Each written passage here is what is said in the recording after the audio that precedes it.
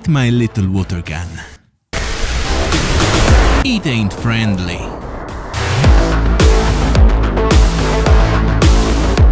It's a cold piece of steel and does only one thing, shooting water at 280 miles an hour. Honey, are you washing the dishes?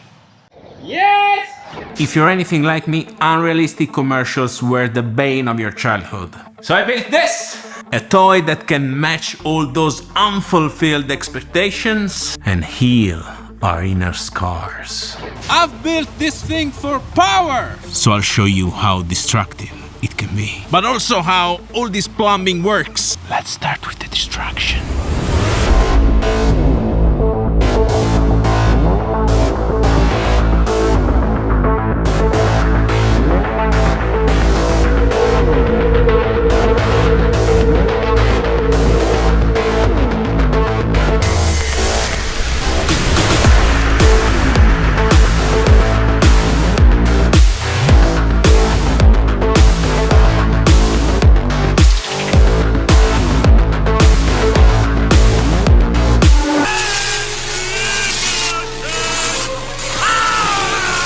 And with all that power, this thing can do much more impressive things than just blowing stuff away. But first, let's break it down.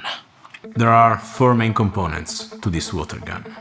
The air tank, which is an old oxygen tank I had around, a long tube with 2 caps welded at the end as water reservoir, a very fast solenoid valve, and a huge barrel for maximum acceleration. When it's assembled, weighs 50 pounds and it measures 7 feet. The Guinness World Record holding largest water gun ever at 7 feet long. And 2 inches. Sorry, Mark. Yeah, meanwhile the record is more than 12 feet. Well, who cares anyway? By the way, if you care, like, comment and subscribe. The algorithm likes it. And I like it even more. Now let me show you how this beast works. It's very simple. When I open the air tank using this lever, all the air starts pushing down on the water in the reservoir. But nothing can move yet because this valve is blocking the way. But as soon as I open the valve, the air can finally expand and squeeze all the water down like the plunger in a syringe.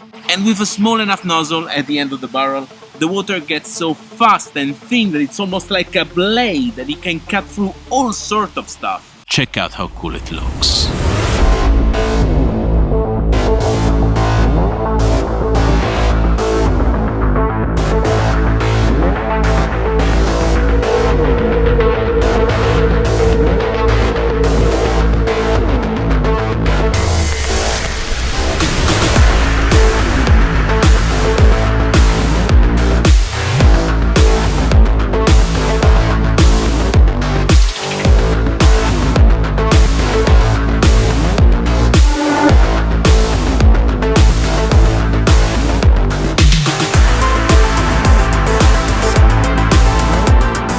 But how can it be so powerful?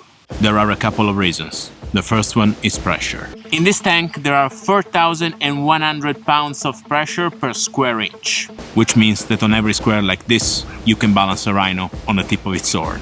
The water reservoir has a little more than 3 square inches of surface inside, which means 3 rhinos, aka 3.5 tons, pushing down to squeeze the water out of the tube and the barrel. The other reason for all this power is design. I shaped the water reservoir to channel the water toward the hole in the bottom as efficiently as possible. Although this could be a personal delusion with no ground in actual engineering.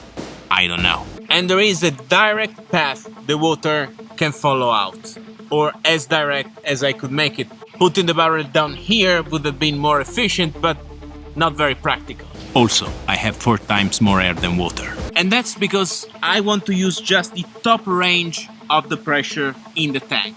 More water would be just extra mass that I don't want to use, because by the time this reservoir is empty, the pressure in here has already dropped below the range I want this thing to operate at. Basically, I try to apply race car logic to a water gun. And I must have done something right, because I'm very impressed by the performances of that thing. Although there's still the matter of confronting my wife about those dishes.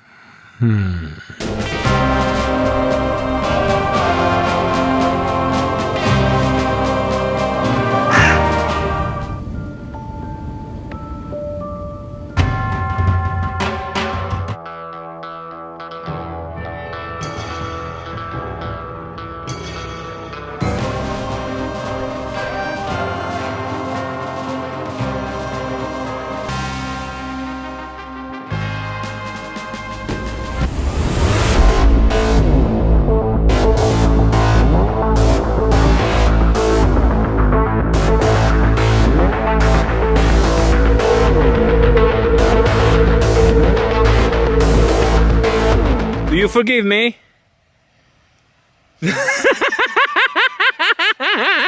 Smoothest discussion of my life.